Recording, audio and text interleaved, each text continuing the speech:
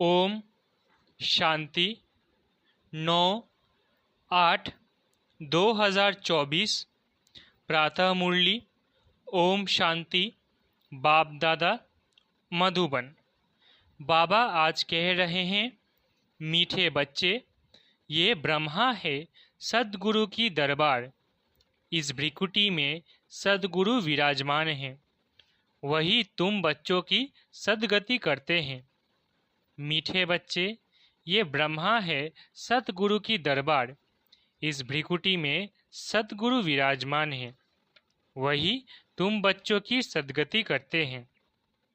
प्रश्न: बाप अपने बच्चों को किस गुलामी से छुड़ाने आए हैं? उत्तर: इस समय सभी बच्चे प्रकृति और माया के गुलाम बन गए हैं। बाप अभी इस गुलामी से छुड़ाते हैं। अभी माया और प्रकृति दोनों ही तंग करते हैं। कभी तूफान, कभी फैमिन है।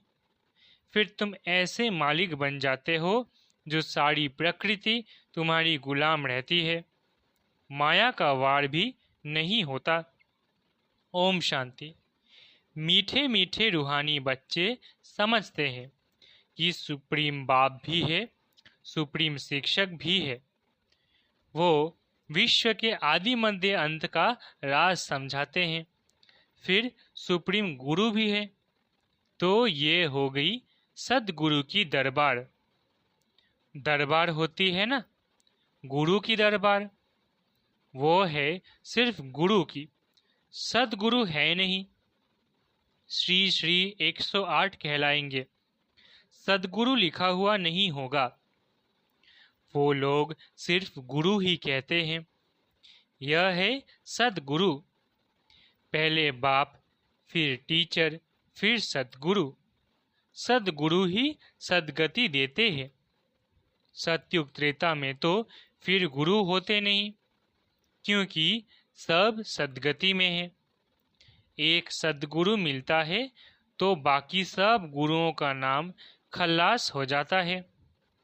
सुप्रीम हुआ सब गुरुओं का गुरु। जैसे पतियों का पति कहते हैं ना, सबसे ऊंच होने के कारण ऐसे कहते हैं। तुम सुप्रीम बाप के पास बैठे हो, किस लिए? बेहद का वर्षा लेने।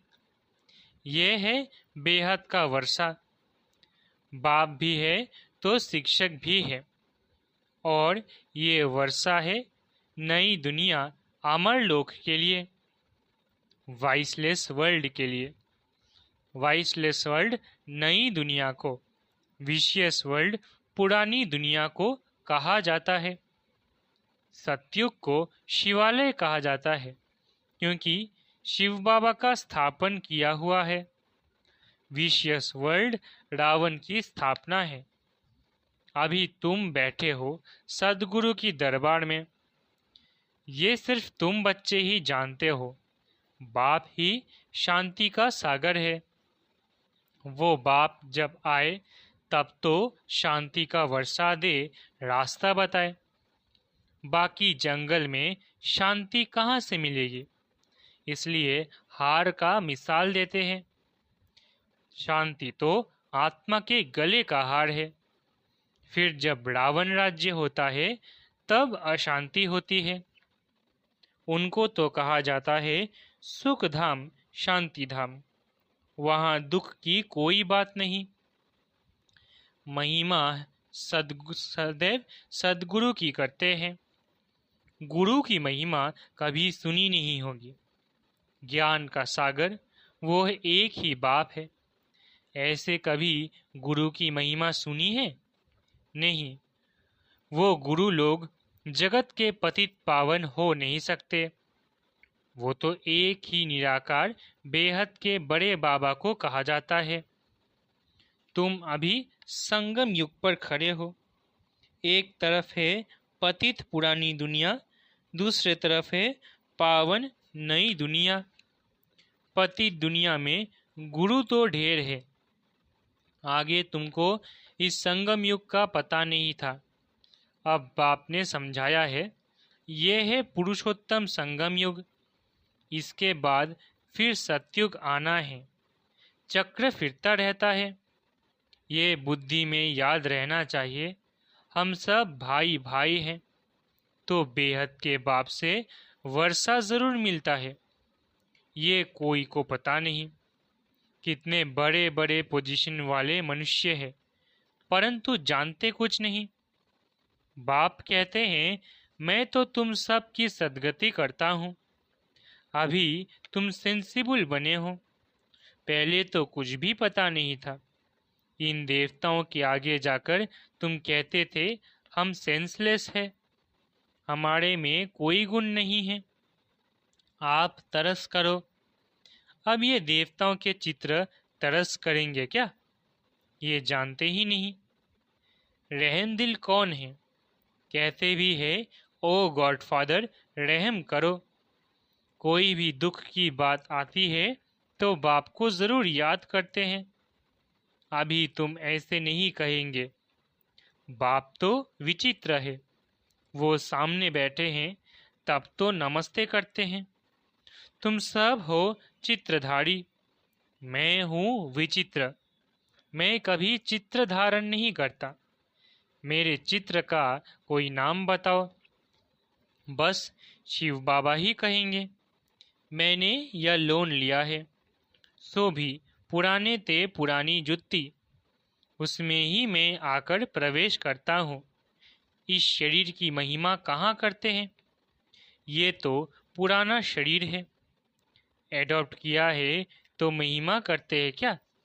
नहीं, ये तो समझाते हैं ऐसे था, अब फिर मेरे द्वारा गोरा बन जाएगा।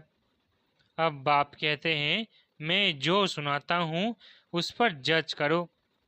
अगर मैं राइट हूँ तो राइट को याद करो, उनका ही सुनो। अनराइटियस सुनो ही नहीं, उनको इविल कहा जाता है। टॉक नो इविल, सी नो इविल। इन आँखों से जो कुछ देखते हो इनको भूल जाओ। अभी तो जाना है अपने घर, फिर वापस अपने सुखधाम में आएंगे।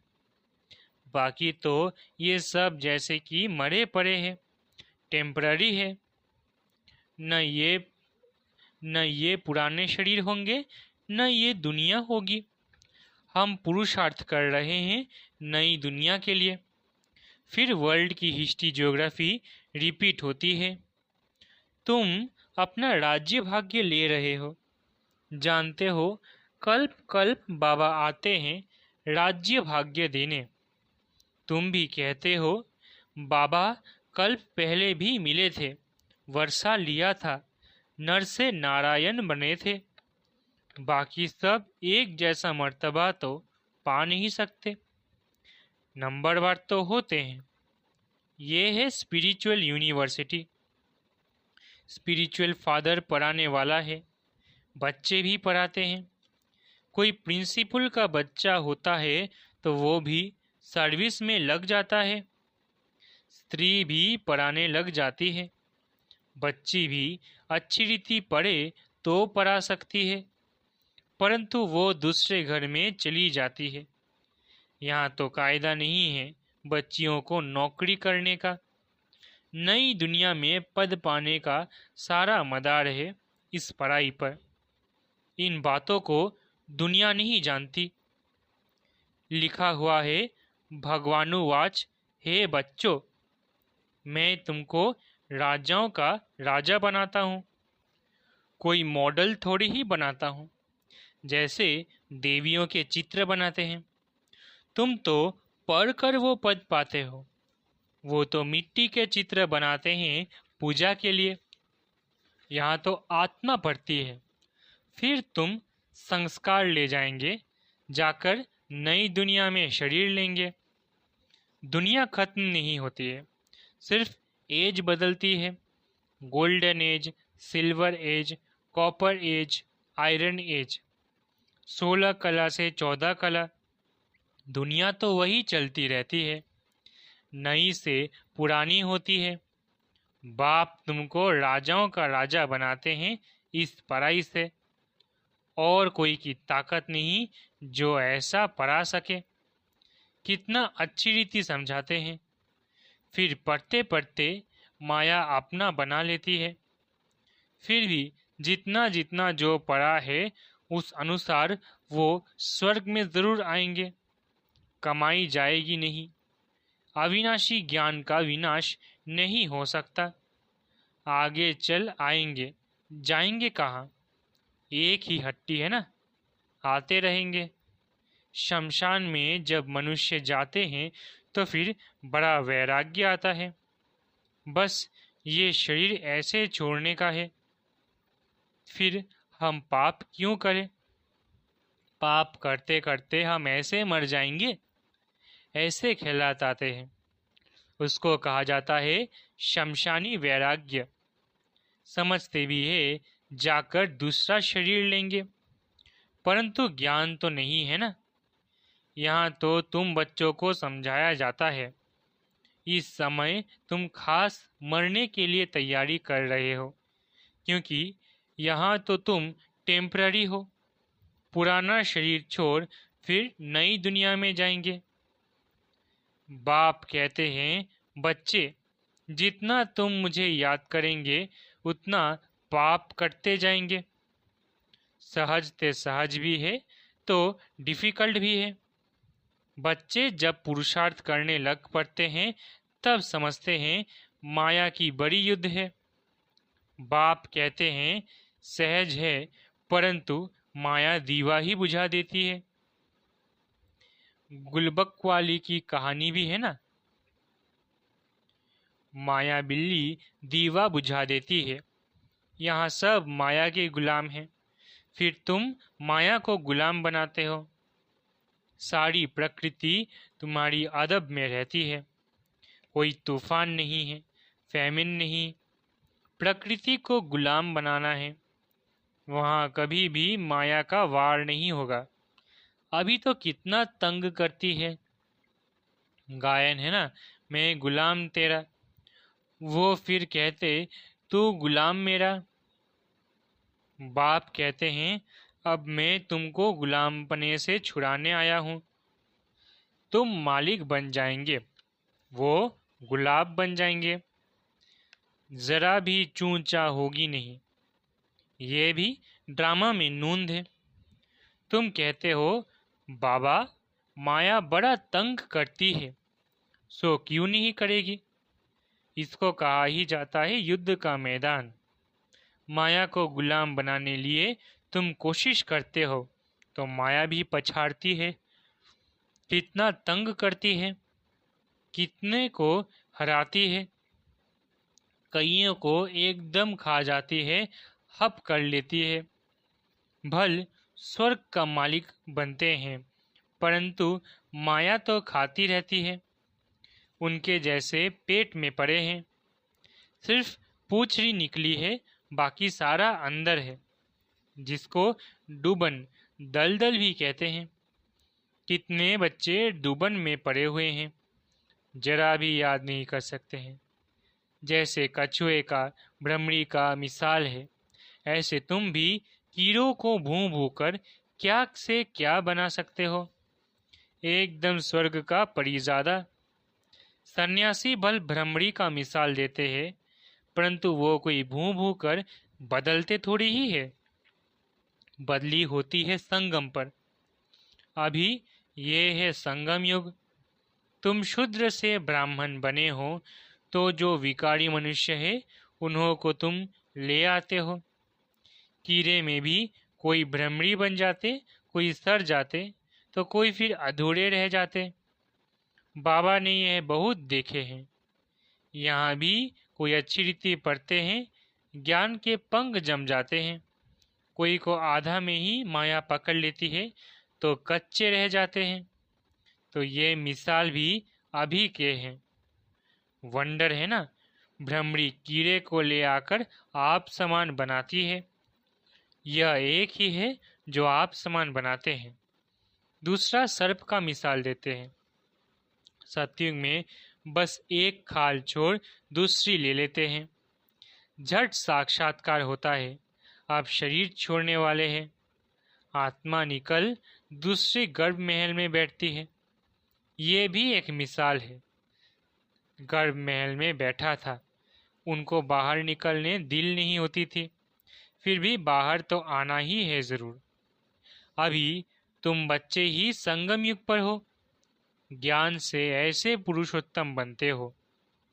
भक्ति तो जन्म जन्मांतर की है, तो जिन्होंने जास्ती भक्ति की है वो ही आकर नंबरवार पुरुषार्थ अनुसार पद पाएंगे। अभी तुम्हारी बुद्धि में सारा ज्ञान है, बाकी शास्त्रों का ज्ञान कोई ज्ञान नहीं है। वह तो है भक्ति, उनसे कोई सद्गति नहीं होती है। सद्गति माना वापिस घर जाना, घर में कोई जाता नहीं। बाप खुद कहते हैं मेरे साथ कोई मिलता नहीं, पराने वाला साथ ले जाना वाला भी चाहिए ना। बाप को कितना ख्याल रहता है। 5000 वर्ष में बाप एक ही बार आकर पढ़ाते हैं। तुम घड़ी घड़ी भूल जाते हो कि हम आत्मा है।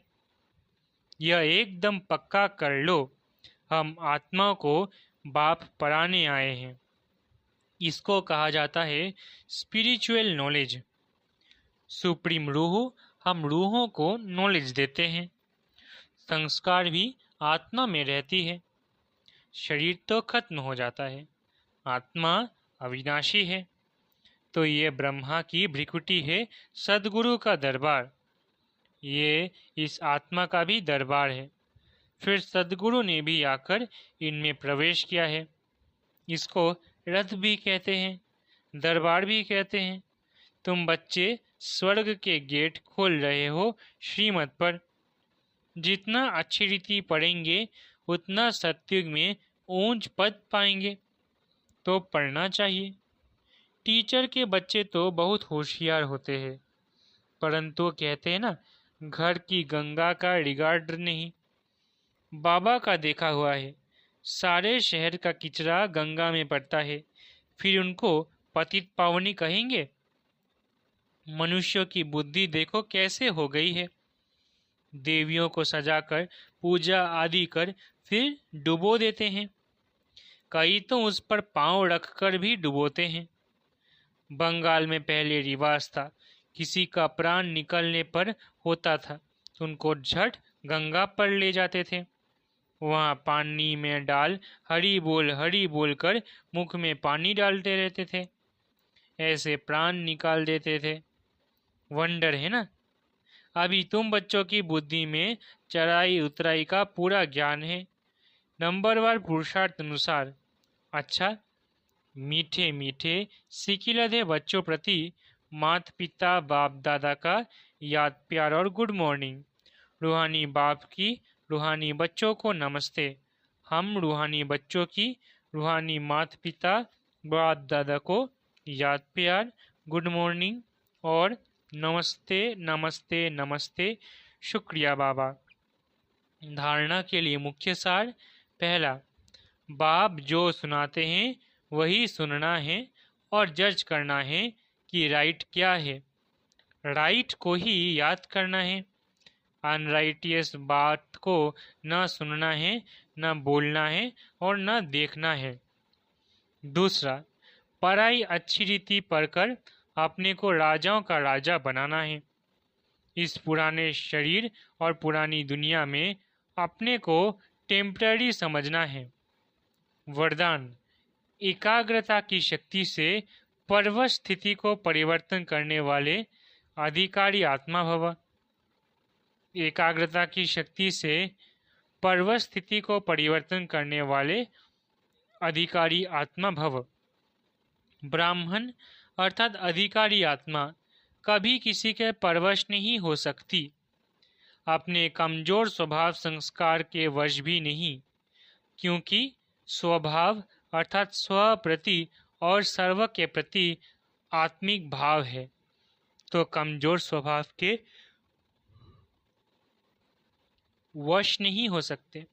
और अनादि आदि संस्कारों की स्मृति से कमजोर संस्कार ही सहज परिवर्तन हो जाते। एकाग्रता की शक्ति पर्वत स्थिति को परिवर्तन कर मालिकपन की स्थिति की सीट पर सेट कर देती है। स्लोगन, क्रोधी ज्ञानी तो आत्मा के लिए क्रोध ज्ञानी तो आत्मा के लिए महाशत्रु है। स्लोगन, क्रोध ज्ञानी तो आत्मा के लिए महाशत्रु है। अच्छा, ओम शांति। शुक्रिया बाबा।